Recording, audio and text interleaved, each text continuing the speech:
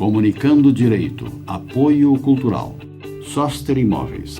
Avenida Assis Brasil, 4990, Sala 201. Telefone 3340-8143, Porto Alegre. La Provence Imóveis. Avenida Sertório, 4500, telefone 4061-9746. Artes Pedras, Avenida Sertório, 4500, fone 3361-2727, Porto Alegre. Estilo Pisos, Avenida Sertório, 4500, fone 3362-1818, Porto Alegre.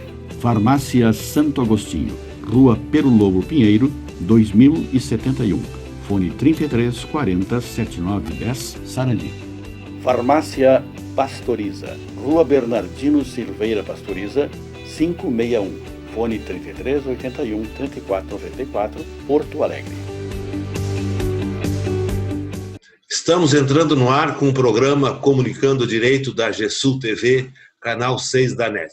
Lembrando aos nossos telespectadores que o nosso programa vai ao ar aos sábados às 20h30, com reapresentação nas quintas-feiras às 13h e nas sextas-feiras às 21h. O nosso programa hoje está composto da minha esquerda, doutor Demerval Mucílio Trajano, à minha direita, a doutora Márcia Plácido, à minha esquerda, abaixo, o doutor Luiz Fernando Plácido, e à minha direita, a doutora Ângela Beatriz da Silva. O nosso programa é um programa de debate jurídico, debate questões políticas, e nós tivemos nos nossos 2 últimos programas a presença de convidados especiais. O primeiro deles foi o deputado Paulo Pimenta, e o segundo, a deputada Maria do Rosário. Então, esses 2 deputados, eles deram aqui a sua contribuição, falando da situação política do país, das suas atuações que são louváveis lá na Câmara Federal. Então, e eu queria dizer aqui aos nossos fiéis telespectadores que estejam nos assistindo que o nosso programa é um programa apartidário. Aqui não existe, o programa em si, ele não tem ideologia política. Então, aqui, esse canal aqui está aberto para todos os políticos de qualquer ideologia. Está aberto para... Programa sem partido. Se bem que é sem partido. Mas nós temos aqui 2 participantes que são filiados até a partido de esquerda, a doutora Márcia e o doutor Luiz Fernando, que defendem de forma aguerrida a ideologia do PT, e eu acho louvável isso, né? Cada um, é muito bonito a pessoa ter aquela ideologia, né? Porque faz parte do debate político, ter as suas ideologias. E nós temos a doutora Ângela, que apesar de não se dizer da esquerda, mas se inclina muito para o lado da esquerda. E nós temos lá o doutor Demerval Trajano, que não deu ainda para perfeitamente identificar a sua ideologia. Um hora é Bolsonaro, eu já identifiquei, doutor. Mas faz parte. E eu que não tenho. O doutor Demerval é pelo Brasil. Exatamente, é o que eu ia dizer agora. Mas tendendo para o Bolsonaro, né? Para o Brasil. Não, por aquele governante que está tocando bem o nosso país. Tocando bem inteiro, não é bem entendido. Doutora Luísa, só para não passar, eu sou totalmente de esquerda. Totalmente de esquerda. É meio esquerda, então. É meia esquerda, então. Não sou meia esquerda. Lugar de meia esquerda em time de futebol. Lugar de meia esquerda em time de futebol. E eu que não sou, me orgulho disso, não tenho filiação partidária com nenhum partido, nunca tive na minha vida, em 60 e poucos anos de vida, e me considero, como eu tinha dito no programa anterior, considero os outros. Não sou de ser, eu sou uma figura que está, como é que diz, fica flutuando. Se orgulha por quê, doutor Aloysio? De não Eu ter indicaria o partido? PSDB, doutor Aloysio. Eu não tenho partido porque não me identifico com nenhum deles, né? E aí, portanto, é que eu critico o PT, critico o PMDB, critico o PSL, eu critico todo mundo. Quando O senhor entendo, não quando acha, doutor entendo. Aloysio, que a sua situação é muito cômoda, porque daí o senhor não se vincula, o senhor está sempre com a razão. Aí, assim, quando é o PT que está no governo, o senhor tem legitimidade para criticar, sendo o PSL, quem quer que seja. Eu erro muito nas minhas convicções, né? Então, faz parte da vida os erros, né? Bom, e eu queria dizer, Aloysio, então... Doutor Aloysio, só uma parte, mas se a Lava Jato virar um partido político, aí o senhor se filiaria? Não, não me filiaria. Eu nunca gostei de me filiar. Nunca gostei de me filiar. Eu, na época da ditadura, quando tinha só o PMDB e o Arena, eu tinha assim, uma certa afeição pelo MDB da época, né? Mas era só uma simpatia. Mas não era militante, não fazia... É que ele combateu a ditadura, né, doutor Aloysio? Exatamente, talvez por isso.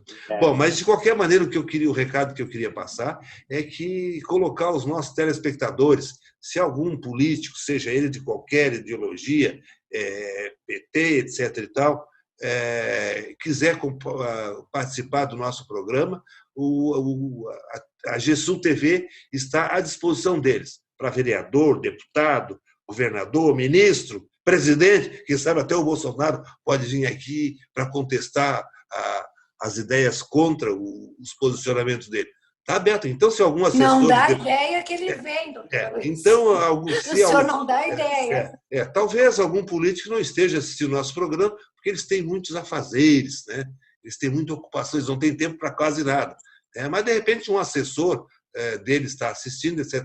Então, está aqui colocado o convite, se eles tiverem intenção de comparecer no nosso programa, e está aqui à disposição. É só entrar em contato pelo e-mail que aparece aí na tela do nosso televisor, entrando em contato conosco, e nós marcamos a gravação do programa na hora, no horário em que melhor for conveniente e que melhor aprouver ao próprio interessado em vir aqui. E outra coisa, e não é só político, ou qualquer cidadão do povo que quiser aqui debater, contrariar nossas ideias, endossar nossas ideias, o programa está aberto a eles. Esse é o perfil da GESUL TV, que não tem vinculação com partido nenhum. Os participantes podem ter, agora a GESUL TV não tem. Bem, nosso programa é bem democrático, né? Exatamente isso, né? E aqui todo mundo respeita a opinião dos outros. Aqui ninguém procura dizer que está errado. É um direito da pessoa. Isso faz parte da democracia, inclusive, né? É um dos pilares da democracia, a divergência de ideias, né? Porque se todo mundo convergir para uma mesma ideia, não há democracia, né? Bom, então está feito o convite aí para qualquer político, de qualquer, não precisa ser político de expressão, vereador de Porto Alegre, de Cachoeirinha, Gravataí, até do interior, se quiser. Quiser que defender as suas ideias, o programa então está aberto, basta entrar em contato por e-mail com o nosso programa, que nós agendamos a gravação do programa e ele estará presente aqui. Vai ser um prazer e um privilégio trocar ideia com essas pessoas, inclusive de telespectadores. Bem, dito isso, pessoal, qual é o primeiro aspecto que nós vamos abordar? Eu quero abordar a entrevista do Sérgio Moro lá na Globo News, ou não? Parece que estava na pauta aí, né, doutora Márcia? Bom, doutora Aloysio, eu vou ser honesta com o senhor, eu não assisti a entrevista do Sérgio Moro, né, mas eu fiquei sabendo por fonte fidedigna, né, de algumas colocações que ele fez, e uma que me deixou bastante impactada, né, quando ele falou sobre a Lava Jato e sobre o ringue dele, né, com o presidente Lula. O que eu acho que só vem corroborar que ele, na verdade, ele via o presidente Lula como um adversário, né, e não como uma pessoa que estava fazendo parte do polo passivo, né, de uma ação. A gente sempre falou isso, né, desde o princípio, que a Lava Jato era um projeto de poder, né? E hoje a gente vê de uma forma extremamente clara o projeto de poder que era a Lava Jato, no momento em que o Deltan Dallagnol dá uma entrevista e lança o Sérgio Moro como presidente da República, né? A candidatura, né? Diz que o Moro seria, né, candidato à presidência da República. Não, acontece Então, assim, doutora Luísa, ele eu acho pode que ter isso só lançado, corrobora. mas ele não conversou com o Sérgio Moro. Não adianta O querer Sérgio combinar Moro algumas está em coisas. campanha, não é, doutora Luísio? Ele só fala na pandemia, então o que ele quer colocar? A diferença dele para o Bolsonaro, que é uma criatura que não se preocupa com a pandemia, com o número de mortes que estão acontecendo no país, né? E o Sérgio Moro ele quer fazer o contraponto, né? Depois que a mulher dele mesmo disse que os dois seriam a mesma pessoa, né? Seriam um só. Agora ele quer contrapor, né? Porque ele quer fazer oposição ao Bolsonaro, sendo que o Bolsonaro pegou carona, né? No supos, né, na suposta boa intenção do Moro em relação ao combate à corrupção. O Moro pegou carona no governo do Bolsonaro, só que agora, com o Bolsonaro também, né, também está numa situação bastante complicada, agora ele quer se divorciar dessa situação do Bolsonaro, né? Utilizando, inclusive, expressões que o Bolsonaro gosta muito, ele noiva com a Regina Duarte, é um casamento com fulano de tal, e agora o Moro parece que quer se desvincular, como se ele nunca tivesse tido, né, uma relação com esse governo, que a gente sabe que ele foi conivente com esse governo, né? Ele participou desse governo justamente por ele ser farinha do mesmo saco que o Bolsonaro, no meu entendimento. Doutora Márcia, com a devida vênia, eu discordo frontalmente, né? E aqui vou relatar, eu também não assisti a entrevista dele, mas de qualquer maneira eu colhi alguns tópicos da entrevista que ele diz o seguinte, ele diz que poderia ter feito mais alguma coisa em relação a duas questões, que talvez ele pudesse ter feito alguma coisa a mais em relação à questão do desarmamento, a questão do armamento, na verdade é o armamento. O Bolsonaro queria colocar arma para todo mundo dentro de casa e ele disse que talvez não tivesse feito um pouco mais do que ele fez. Ele era frontalmente contra o armamento porque ele entendia que armar a população em casa, isso ele está falando em relação à posse, não o porte de arma, bem entendido. Posse de arma, aquela arma que tu pode ter em casa. Porque me parece que no projeto do Bolsonaro, ele podia ter 3, 4 armas dentro de casa, se não falha a memória. Acho que era isso, não era, doutor Demerval? Acho que era 4 armas, doutora Luiz. Então, me parece que podia ter sido, ele entendia que podia ter havido uma flexibilização. Uma arma está bom. Uma arma em casa para quê? Não precisa ter um exército em casa para se defender. Exatamente. Arsenal não precisa, isso, né? O Bolsonaro falou sempre isso. O Bolsonaro é belicoso e armamentista. Agora, como é que o Sérgio Moro foi para o governo do Bolsonaro? Ele sempre soube que o Bolsonaro era assim. Ele se calou diante disso. Doutora Márcia, eu acho que só tem uma explicação. O Moro não deve ter acompanhado a campanha do Bolsonaro. Porque durante toda a campanha o Bolsonaro enganou armas para a população. Bolsonaro enganou 54 ou 56 milhões de brasileiros, gente. Ele não enganou ninguém, no meu entendimento, doutora Luiz. E é o que ele é. A essência dele é essa. A essência dele é contra o povo, é armamentista, ele é com todo preconceituoso em relação ao povo. E o Moro sabia muito bem disso quando resolveu assumir o Ministério da Justiça. Acontece o seguinte, doutor Luiz Fernando, ele podia ter esse espírito belicoso de armamento, mas, de qualquer maneira, o que o Sérgio Moro pretendia? Tentar demover ele dessa ideia e flexibilizar. Porque, na minha opinião, me parece muito justo a pessoa ter uma única arma em casa para se defender. Mas, doutora Luiz, o senhor acha que ele tinha interesse de remover o Bolsonaro de algum pensamento? Eu não acredito nisso, principalmente depois daquele projeto dele anticrime, que ele queria, inclusive, legalizar, né, os assassinatos, mas a partir do momento que ele colocou o presidente de licitude. Ele só pôde perceber isso depois que ele estava no governo. E essa é a história. Não é assim. O Sérgio Moro não é vidente, ele não pode prever o futuro. Duas posições possíveis. Doutora Luísa, dois doutora interesses. Luísa, eu queria escutar a opinião o Sérgio do... Moro, que ele queria ser ou ministro do STF, ou usando da prerrogativa dele ser ministro, ele fazer não o nome queria dele ser. para Ele concorrer não à presidência. queria ser ministro do STF, porque a Zambelli foi lá oferecer para ele, ministro, vai em setembro para o STF. Eles, minha filha, não estou vendo. Ele não quer. Não digo que ele não tem aspiração. Mas aí já estava de saída. E aí não queria. Já estava de saída quando ele disse isso. É porque ele viu que ele precisava se desvincular desse governo para poder ter algum fôlego para 2022. Exatamente. Não ouvimos a opinião do doutor Demerval. Fala, eu sou contra ter um arsenal de armas em casa, mas nós não podemos esquecer que no plebiscito de desarmamento a população queria estar armada porque entendia. Eu não tenho arma em casa, eu não quero, mas o direito da pessoa ter uma arma para defender a sua família e tal, eu acho que é válido, a população quis isso. Um arsenal, não, mas uma arma, eu sou a favor de que a pessoa possa... Doutor Demerval, aquele que tem uma arma em casa, ele não vai se furtar de pegar essa arma e sair para a rua, botar no seu carro, sair para a rua, em qualquer acidente de trânsito, ou se tiver ingerido álcool, ele vai querer usar essa arma. Não é só para proteger o seu patrimônio. E um curso preparatório para ele saber usar, ele ter um tratamento psicológico para ter essa arma. Mas o senhor não acha que daí é elitizar demais assim.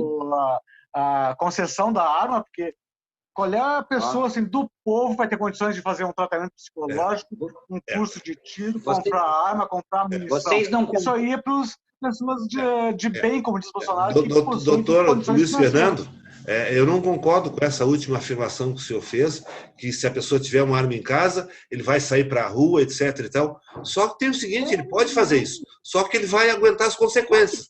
Porque se ele for... Vai responder criminalmente. Exatamente. Se ele for apreendido com a arma de fogo na rua, sem ter o porte, ele é preso em flagrante. Ele é preso em flagrante, inclusive.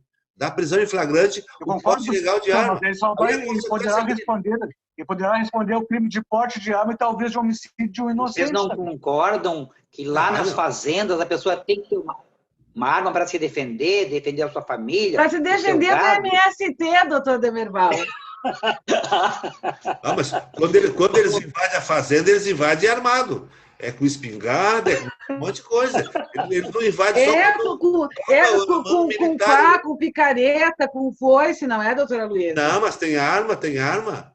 Eu nunca viu nas invasões de armas. O Bolsonaro chegou a dizer isso, que os latifundiários, principalmente as pessoas que moravam em propriedades rurais, necessitavam de armas porque o MST seria um movimento terrorista e as pessoas teriam que se defender do MST. O MST que é responsável pela maior produção de alimentos orgânicos do país. Quem usa muita arma muito preconceito em relação ao MST. Esses garimpeiros que invadem as terras indígenas estão sempre bem armados também. E são pessoas que querem explorar a floresta onde é Para completar aquela afirmação do Luiz Fernando, de que a pessoa tem direito a ter arma em casa, mas ele sai para a rua. Para sair para a rua, ele não precisa ter arma legalizada em casa. Ele compra aí clandestinamente e sai com ela para a rua. Não, eu acho Qual é o ladrão que tem arma legalizada na rua, né, doutor Luiz? Nenhum deles. Normalmente, essa arma que não é legalizada é uma arma que foi pega de alguém que tinha a titularidade dessa arma, raspa-se a arma, e a partir daí a arma é ilegal. Mas isso aí, doutor... Mas é isso aí, doutor... Não sai da fábrica de forma ilegal. Não tem nada a ver... Mas essa situação não tem... O curto dessa arma, ela passa a ser legal porque ela é raspada. Não, mas essa situação não tem nada a ver com aquele cidadão honesto que tem uma arma legalizada em casa. Não tem nada a ver. É uma coisa totalmente diferente. Mas, doutora Luiz, essa campanha pelo desarmamento aconteceu justamente por isso. Porque as pessoas que tinham suas armas em casa, muitas vezes elas eram um objeto, né? O objeto que era procurado pelos assaltantes era justamente a arma. Não é? Eu, particularmente, também não gostaria de ter uma arma em casa. Claro, mas se não tivesse... Eu não gosto disso. Eu acho que o Estado não pode transferir para mim Não é assim, a minha própria segurança ou a segurança da minha família. Eu acho que a segurança é uma obrigação do Estado. Doutora Márcia, os criminosos, eles não têm só as armas deles, não são essas que eles pegam das casas das pessoas. Só vem do Uruguai, Paraguai, isso aí. Hoje não, doutora Luísa. Tem até metralhadora de lá. Também são as que pegam das outras pessoas, não é? Metralhadora, fuzil. Exatamente. Mas aí está se falando do criminoso poderoso, né? Do traficante. As favelas do Rio. Mas a gente está falando desse assaltante, assim, esse arrombador de casas. Mas ele que anda quando, né? Não usa arma. Ele entra, arromba, detalhe, tem uma arma, leva, é uma arma a mais. A gente sabe que era assim. Mas então é o Nós seguinte, que já vivemos um pouco mais, o slogan de vocês, então, todo mundo desarmado e vamos deixar só os bandidos armados, então. Não deixar só. É verdade. É isso aí que vocês querem? Isso, eu quero mais segurança, doutora Luísa. Não, a mais gente segurança, que o Estado promova a segurança. Tá, então eu vou dar um exemplo. Vou dar um exemplo. Para as mulheres não vale esse. Para os homens, o doutor Luiz Fernando e o Demerval. Nós estamos em casa, lá no nosso recôndito do lar, vendo uma televisão, e aparece um bandido arrombando a nossa porta da residência.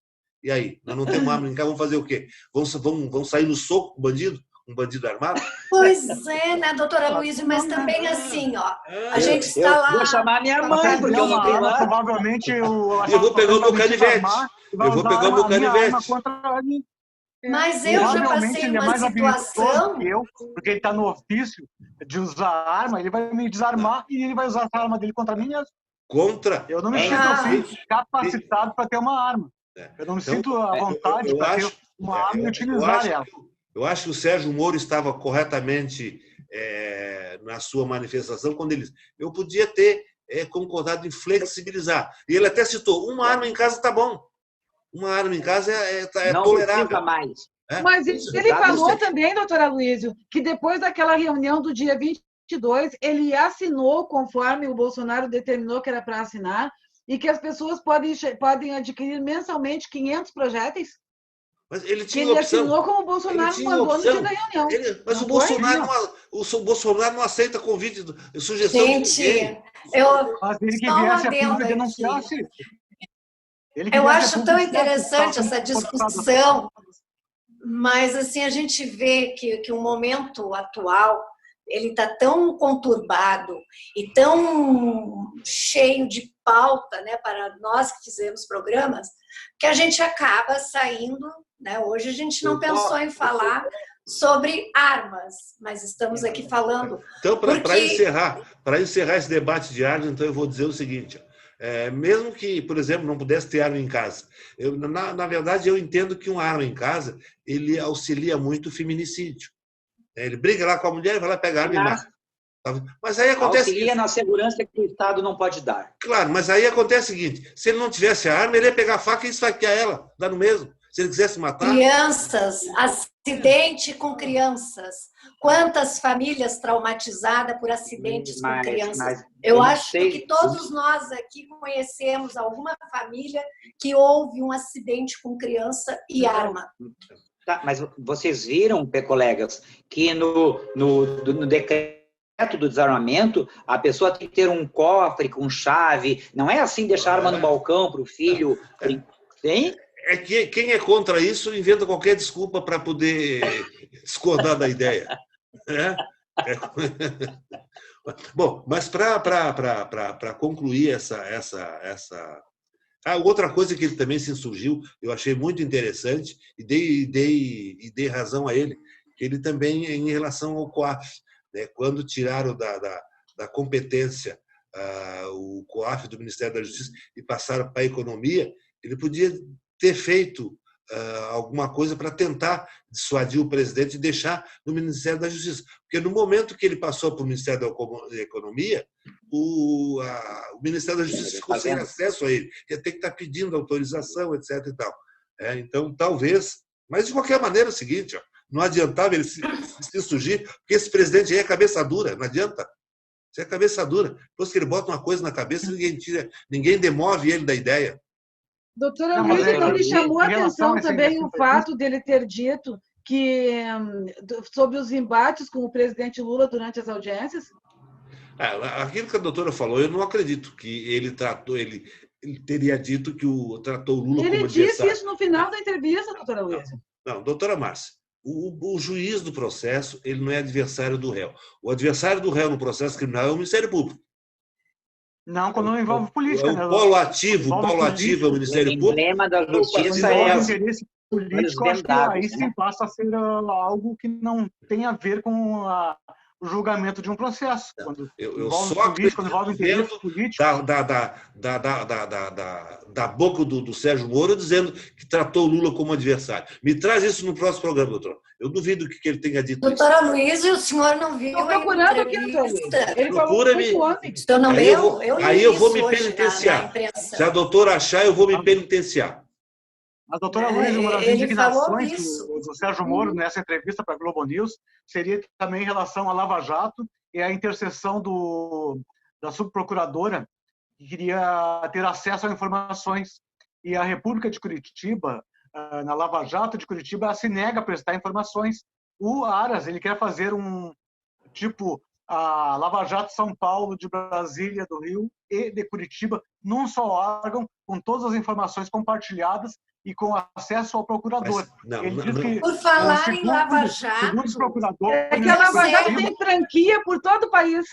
Na verdade... Ninguém mais falou. Não havia solicitação para ser cedida tais informações. Pelo que eu pude... O Aras mostrou que havia pedido em maio essas informações. Pelo que eu pude perceber, esse marionete aí, que é o Aras, ele mandou essa procuradora a Curitiba para analisar aquelas informações armazenadas pela Procuradoria, para saber se nessa investigação não tem coisa para incriminar os cupincha deles lá do Poder Executivo. Eu não acredito. Acho que foi para isso. Eu não acredito. Inclusive, eles queriam informações sobre investigações em andamento. Mas isso tudo, doutora Luísa, porque assim, a Lava Jato, na verdade, ela tem franquias em outros estados. Né, mas tem coisas que não são compartilhadas para não vazar. Tem coisas que não são compartilhadas, porque se compartilhar, vaza. Isso tudo aconteceu através da Lava Jato do Rio de Janeiro. Não é? Foi a Lava Jato do Rio de Janeiro que daí teve denúncias, não é? Lá na Lava Jato do Rio de Janeiro em relação aos procuradores, né? Dos procuradores lá em Curitiba. Eles mandaram isso para a PGR. E lá na PGR, então, eles queriam, né, ter noção do que estava acontecendo. Isso foi um escândalo. O Sérgio Moro saiu também incomodadíssimo em relação a isso, como se essa atitude, né, da PGR fosse uma forma revisionista em relação à Lava Jato. Porque a Lava Jato ela está acima do bem e do mal, né, doutora Luísa? A Lava Jato é a única força-tarefa que tem até papel timbrado. A Lava Jato, o papel timbrado da Lava Jato não é da Polícia Federal, da força-tarefa da Lava Jato. A doutora Márcia... papel timbrado, como se fosse uma instituição. O que tem um papel timbrado? Ministério Público. Doutora Luísa, a Lava Jato não é uma instituição, ela não é mais um poder. Em programas anteriores, a doutora Márcia e mais alguém aí defendeu que a Lava Jato era um projeto de poder. A República de Curitiba. A República de Curitiba é um projeto de poder. Mas claro que sim, doutora Luísa. Pois é, e a Lava Jato de São Paulo? Não, e a Lava Jato de São Paulo, que agora denunciou o Serra, que não é do PT. Tudo bem. 16 anos do depois. PSDB. Então tá. Então foi até bom se eu ter tocado nesse assunto, doutora Luísa. A Lava Jato agora está numa evidência extremamente negativa, justamente por ser um projeto de poder, né? Justamente porque essas coisas estão vindo à tona. O Sérgio Moro completamente incomodado porque estão negociando, né, uma delação do Rodrigo Tacla Duran, que vai atingir o Zucoloto, que é padrinho de casamento dele, que estava junto com a mulher dele, né, no escritório de advocacia, que oferecia, né, a possibilidade de delações de uma forma mais tranquila para os zeladores. Por que ele fugiu? Mediante pagamento. Por que ele fugiu? Por que ele escapou do Brasil? Está lá refugiado na Espanha. Porque ele sabe, por que, doutora Luiz? Porque todo mundo que sabia que a Lava Jato era, né, perseguia as pessoas. O senhor veja bem, doutora Luiz, tem pessoas que estão recebendo por, né, delatores da Lava Jato, da Odebrecht, que vão receber por 15 anos, vão receber salário em função de delações ajeitadas pela Lava Jato, né? Mirando determinadas pessoas. Agora, eu diria para vocês que a Lava Jato foi o maior combate à corrupção que havia se instaurado. O nosso embrião da Lava Jato foi o mensalão. Ali a coisa começou a pegar nos políticos. Mas pegou de levezinho, pegou muito devagar. Concordo com o senhor. Como o mensalão não conseguiu destruir o PT, então precisou montar a partir da Lava Jato, todo mundo começou a temer pelo seu... Tanto é que todo mundo tinha medo do Sérgio Moro, tanto quanto o Diabo da Cruz. Eu concordo plenamente com o senhor, eles queriam sempre... porque eu teria medo, doutora Luísa, de ser julgado por um juiz tendencioso. Não, doutora Márcia, juiz que não, a senhora não pode ter medo. A senhora não cometeu crime nenhum. Quem não comete crime nenhum não pode ter medo da Lava Jato. De ser julgado. Eu não tenho medo da Lava Jato. A senhora também não tem, o doutor Luciano não tem. Só quem tem medo da Lava Jato é os criminosos. Eu teria medo, doutora Luísio. Eu teria medo porque eu não quero ser julgada por um juiz do estilo do ex-juiz. Doutora Márcia, o senhor não cometeu crime nenhum. Que nem o Lula, né? Também não cometeu crime nenhum. Em 2013 ou 2014... Cadê a prova? Doutora Luísa, em 2013 ou 2014... Cadê a prova? Tem que olhar aquele caminhão de provas que está lá em Brasília. No Brasil, infiltrados, ensinando os procuradores como eles deveriam fazer essa operação Lava Jato. Isso é a mando dos Estados Unidos. É comprovado agora que teve agentes norte-americanos do FBI instruindo os procuradores de como eles deveriam conduzir a operação Lava Jato. E sem conhecimento do governo brasileiro. Fala, Deverol. Duas coisas eu queria falar. O José Serra, eu quero que ele seja investigado. Mas eu quero que vocês não esqueçam que hoje a gente pode comprar um remédio bem barato, porque a lei do genérico, quem fez foi José Serra, ministro da Saúde. E uma outra coisa que eu achei muito bonito do Bolsonaro hoje, ontem, visitaram o meu estado de Santa Catarina, que sofreu essa furacão, essa ciclone bomba. Paranoia lá no clima. Ciclone. Exatamente. Foi lá, ele foi dar uma de estadista e prometeu levar verbas para o meu estado e sofreu muito com esse furacão, com essa vendaval que deu. Eu concordo, doutor Demerval. Teve o maior apoio a ele nas eleições também, né, doutor Demerval?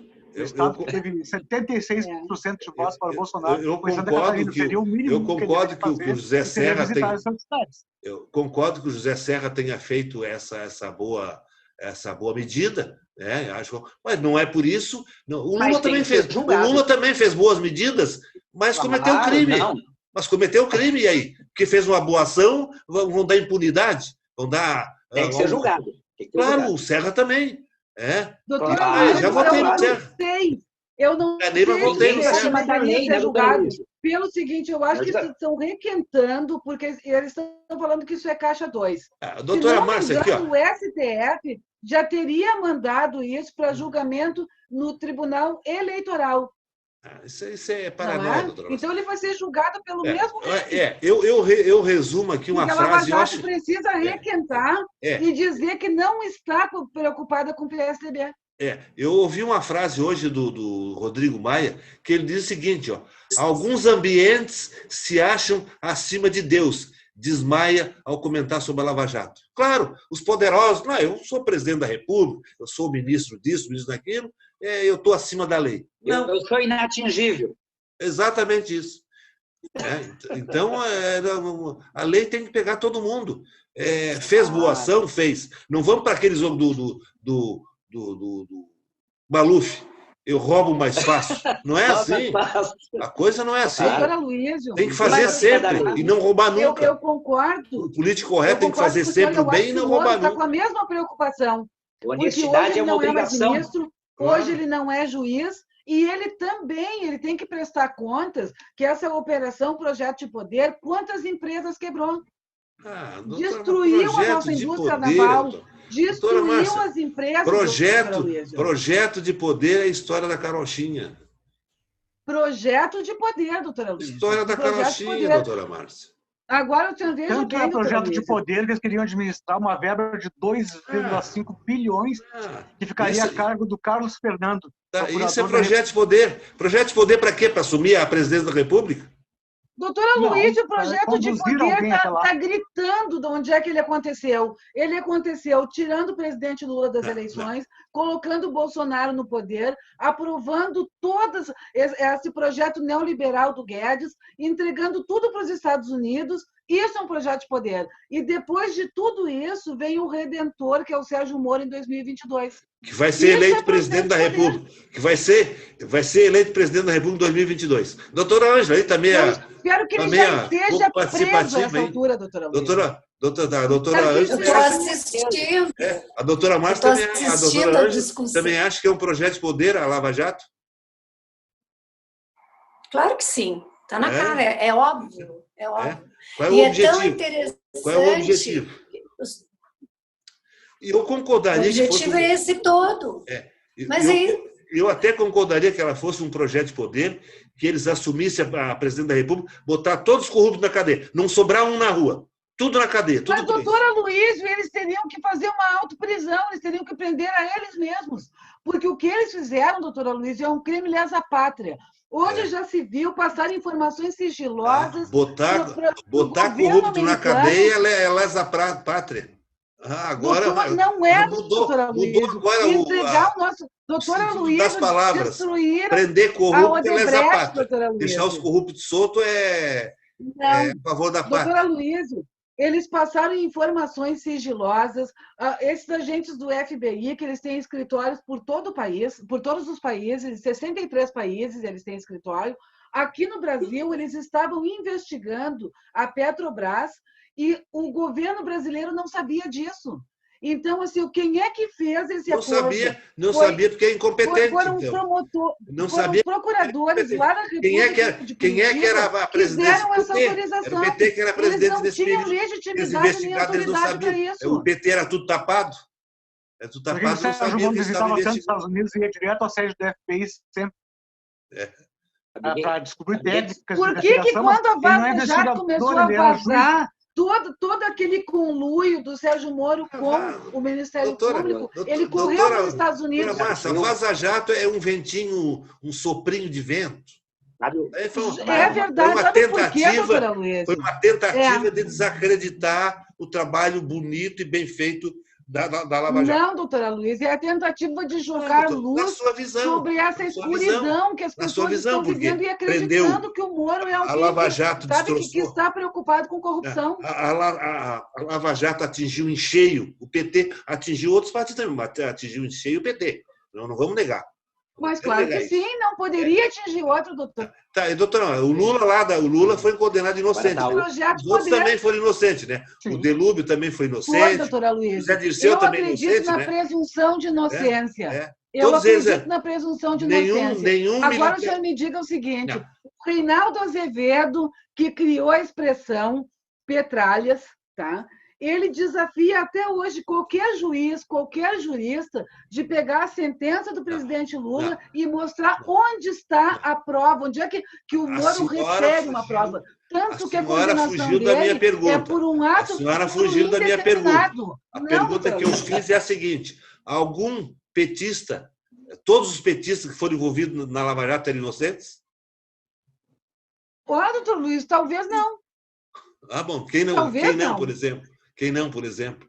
O senhor pode me citar, então, aí quem que o senhor acha que foi e que era culpado do presidente Lula? Eu não acredito nisso. Não tem prova, doutora. Palocci não era do PT? O Palocci era. Pois é, também era inocente, né? Ele reconheceu a culpa?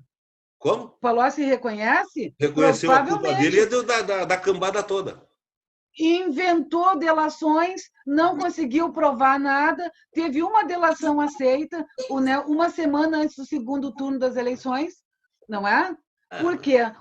E de uma delação que não tinha sido aceita, nem mesmo pelo Ministério Público, por Deltan Dallagnol, por Carlos Fernando, pelo Paludo, aquele Januário Paludo, foi aceita depois pela Polícia Federal e de braços abertos pelo Sérgio Moro. Para poder vazar essa delação uma semana antes das eleições. Não acredito. Passou no Jornal Nacional. Mas vamos ao seguinte, aqui, ó. O Lula vai ser... Não, o Lula é inocente, né? Ele é inocente, o Lula lá, mas não sei quem. Lá o Supremo vai absolver. Lula lá, gostei, doutora Luísio, nem com o FBI aqui conseguiram achar provas contra o Lula. Pois então, claro que então, tudo bem. Nem com o FBI. O Supremo vai absolver ele. O Supremo, que é a maior instância do Judiciário... Espero que julgue a suspeição dessa pessoa, doutora Luísa. O mais rápido possível, principalmente agora. Do Serra levaram quanto tempo para... Eu sempre digo o seguinte, quando eu atuo na área criminal, o meu cliente chega e diz, eu sou inocente. Tu é inocente? Bom, se tu é inocente, fica tranquilo. Só digo isso. Agora, se tu é culpado, aí eu já não me comprometo. Mas eles nunca são. Mas eles nunca são. Não, nem sempre. Já tive cliente lá que disse, olha, sou culpado, etc. E tal. Bom, então não posso te defender. Vamos assumir. Vamos assumir e montar uma tese, né? Não, mas a gente está entrando numa esfera que para o advogado trabalhar bem, porque a pessoa... Tem que ver o caso concreto, né, doutora Luísio? Não é porque ele matou que ele é culpado, não é. Tem que ver o caso concreto, examinar os autos, examinar o inquérito. Essa história era diferente. Esse meu cliente realmente tinha agredido, ele começou a agressão. E aí ele foi denunciado por lesão corporal, e aí ele veio com a versão, como é que foi? Não, eu agredi mesmo. Aí eu, só um pouquinho, procura o teu advogado. Aí eu assim, não, mas a história não pode ser assim. Não, mas foi assim. Bom, então procura outro advogado, porque eu não vou poder te defender. Eu vou tomar só o teu dinheiro, porque tu vai ser condenado. A história tem que fazer uma defesa. E aí, inclusive, foi absolvido. Ele foi absolvido e quem foi agredido foi condenado a pagar até a indenização. É assim. Acontece. Bom advogado. Não é bem advogado. Isso acontece. Tá, mas então vamos passar isso aqui. Se prolongou muito isso aqui, ó. Lava Jato, Lula. Ele vai ser absolvido, doutora Márcia. Fica tranquila. Ele vai ser absolvido, doutora Luísio. Os tribunais superiores. Que julguem a suspeição do Sérgio Moro. Eu só queria fazer uma colocação. Ele foi suspeito, sim, porque ele foi tendencioso, sim, porque a Lava Jato é um projeto de poder, sim.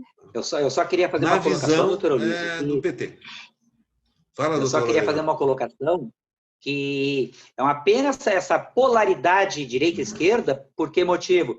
Porque o PT governou 13 anos e a direita não permitiu um governo tranquilo, permitiu uma coisa assim que essa polaridade perde o Brasil. Eu estava, na semana passada, teve uma inauguração de uma obra da transposição do São Francisco no Ceará. Aquilo que ele começou foi o presidente Lula, a Dilma continuou, o governador não quis participar porque era PT. Quer dizer, Mas eu vou lhe dizer, então, por quê, doutor Demerval? Desculpa lhe interromper. Porque nunca se viu nesse país um presidente igual ao Bolsonaro. Uma pessoa que, em plena pandemia, até agora não fez nada. E aquilo que se consegue fazer a muito custo, ele vem e desfaz, como diz agora que não precisa usar máscara. Não tem máscara para presídio. Não tem, não vai ter. Então, assim, é lamentável. Quantas pessoas nesse país se contaminaram família, amigos e vieram a óbito porque foram atrás das ideias do Bolsonaro a respeito da pandemia, né? A gente conhece, infelizmente, né? Eu sempre, no início, faziam aquela pergunta, você conhece alguém? Nós não conhecíamos, mas hoje a gente já conhece. Pois isso que eu estou falando. Não conhecia o quê, doutora Ângela? Alguém que pegou o coronavírus, que morreu de coronavírus, você conhece? a gente não conhecia. Agora já se conhece. Então, ei, pessoal, por que essas pessoas pegaram? Então, a polarização que existe hoje na política é porque são coisas totalmente antagônicas. O Bolsonaro vai totalmente contra os direitos humanos, enquanto o nosso regime é presidencialista. Então, mude o regime que não nós tá... temos um monstro na presidência. Essa semana, um padre deu uma missa e disse que viralizou isso na internet. Né? Quem votou no Bolsonaro deveria de pedir perdão a Deus. Só pelo fato da pandemia. Mas a doutora Ângela, o doutor Demerval fala na polarização, né? Que quando o PT governou, né? Que daí, assim, que não existia. Sempre existiu, doutor Demerval. O senhor acha que o mensalão surgiu aguerridamente assim? Não, mas, doutor Demerval, daí eu lhe digo o seguinte, como é que foi a campanha do Bolsonaro? Né? Lá no Acre, assim, matar a petralhada, né? Lá no Rio de Janeiro, assim, ó, falando pelo... Nossa bandeira nunca será da esquerda. Ou ir embora do país. Isso é discurso de campanha. Ou ia se sujeitar... Discurso de campanha, eles prometem mundos de fundo. Ele fez muito para polarizar. Eles prometem aquilo que nem... Eles sabem que não pode... As fake news... O senhor veja bem que na semana das eleições, o que o gabinete do ódio fez? Colocou naquelas redes sociais deles, que agora até eles pularam para uma outra rede social para poder continuar com a fake news. Eu não lembro o nome agora, né, dessa outra rede social. Mas assim, ó, eles colocaram que o Fernando Haddad, né, se não me engano, que era pedófilo ou que teria estuprado uma criança ou coisa do gênero. Como é que não vai polarizar, gente? Não é possível. Uma frase. Não estou dizendo que o PT é a civilização do mas as pessoas que não concordam com esse tipo de atitude. Doutora Luiz, até o próprio Bolsonaro falou que se essa lei contra as fake news não vai passar, e se passar, ele vai vetar. Ou seja, ele é um presidente que quer conviver com a mentira eternamente. Sim, ele vai se reelegendo. Doutor Fernando, mas ele pode vetar, mas o Congresso derruba o veto dele. Mas o Bolsonaro fica mal para a imagem dele internacionalmente. Dizer que vai mas ele foi o único país que não entrou no comitê contra fake news. Bolsonaro não quis. Não, se ele não... Uma vergonha. Por que será? Se a fake news for aprovada pelo Congresso e ele vetar, eu tenho certeza que o Congresso derruba o veto dele e a lei, talvez então... não, porque ele já comprou o Centrão, né, doutor? Ele já comprou o Centrão, talvez ele não consiga derrubar o veto. Não, mas o quórum para o veto tem que ter muito... Eu acho que o Centrão... O veto, eu acho que, se não me engano, são 2... Não. O Centrão só tem quórum para derrubar eventual abertura de processo de impeachment. Ele não tem poder para poder... o veto... Se o Centrão tiver poder, ele obstrui a votação do fake news. Se ela for aprovada pelo Congresso, significa que tem quórum para derrubar o veto. Então, eu acho que não. Bom, para encerrar, vamos passar, nós estamos discutindo essas coisas que já está quase... Só para completar essa... Não, o senhor que puxa. Eu não puxo nada. É o senhor que... Vocês é que me trazem para o baile. Eu estou lá fora do salão, eles me trazem para dentro do baile, para dançar de novo. Eu gostei de uma frase do Sérgio Moro na entrevista. Ele disse o seguinte, é uma coisa muito certa. Se o PT quiser voltar a ser competitivo, tem que reconhecer os erros do passado. Eu sempre digo o seguinte, todo criminoso, se ele não reconhecer que ele errou no passado, ele não pode voltar ao convívio social. A situação é meio parecida. Mas o Sérgio Moro também tem que... ele também tem que reconhecer o erro dele. Tanto é que toda pessoa que está condenada e pleiteia a liberdade condicional, a primeira coisa que ele é questionado, tu está arrependido do crime que tu praticou? Tô. Se ele disser não tem condicional para ele. Porque o melhor caminho para o acerto é reconhecer os erros do passado. Então, Um programa inteiro falando do Se ele não reconhecer, adeus PT. Adeus PT nas próximas eleições. Doutor Aloysio, por que o Sérgio Moro também não faz essa meia-culpa? Por que a imprensa não faz a meia-culpa? Por que a Lava Jato também não reconhece os erros? Tá, só um pouquinho. Sérgio Moro tem que fazer meia-culpa, a imprensa tem que fazer meia-culpa, eu vou ter que fazer meia-culpa. Eu acho que todo mundo tem que fazer meia-culpa agora. E os criminosos não têm. Eu acho que sim, doutora Luísa, porque isso é cobrado do PT, quando na realidade a Rede Globo, a Globo News, a Lava Jato, o Sérgio Moro, toda essa turma que ajudou a quebrar o Brasil não faz meia-culpa e não reflete sobre seus erros. Bom, qual foi o crime que a Globo cometeu? Ela pegou dinheiro lá da Petrobras, ajudou a derrubar a presidenta Dilma, a desconstruir a figura do presidente Lula. A Globo só vê os seus interesses, eu acho. Mas, claro. Acho que não. Ela vê os interesses do povo. Divulga notícia. Será, doutora Luísa? Até porque, se ela divulgar uma notícia falsa, ela vai ser acionada judicialmente e pagar indenização. E vai ter que se retratar, inclusive. Não, ela só diz notícia falsa na ótica de alguns. Eu quero ver se dá para o senhor ver, se dá para ler isso aqui, ó. Não dá. Ela só pinça o que ela tem interesse. Ela só divulga o que é favorável a ela. O que diz aí, doutora Márcia? Lê para mim. Moro admite que a audiência com Lula foi como estar no ringue. Como estar. É diferente. Como está. Temos que dar sentido à palavra. Sem estar, porque, na verdade, o Lula se apresentava como um oponente. O Lula chegava a questionar ele. Ele se apresentava como um oponente, doutora Luísa. Ele se apresentava como uma hora ele questionava o juiz. Ele era o interrogado e queria interrogar o juiz. E aí, eu sou o Lula. Mas, doutora Luísio, o senhor está sendo investigado aqui. O senhor é o réu, não sou eu. E o Lula queria interrogar o Sérgio Moro. Quer dizer... Então, o Lula se apresentava como um antagonista dele.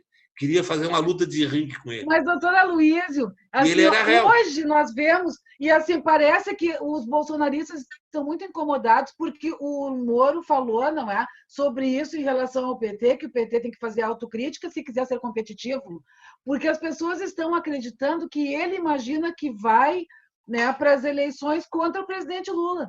Então, assim, os bolsonaristas estão enfurecidos com o Sérgio Moro. Eu acho que o Sérgio Moro perdeu um pouco a credibilidade com aquela pauta-bomba que não existiu, e o presidente Lula, por enquanto, ainda não pode concorrer, né, doutor Luiz? Sérgio Moro é imbatível em 2022. Pode ler a pauta-bomba do Demerval. Gravem, vamos gravar a data desse programa, que em 2022 eu quero dizer... Olha aí o que eu disse. A pauta-bomba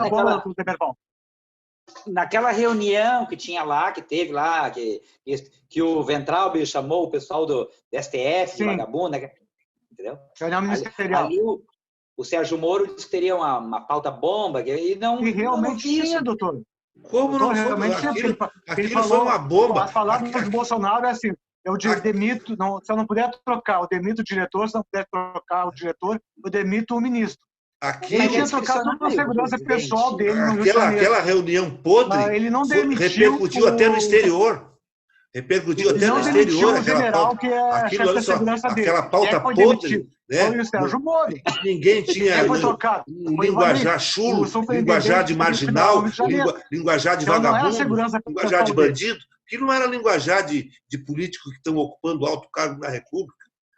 Chamando disso, chamando aquilo. Aquilo ali, ó. O linguajar do presidente.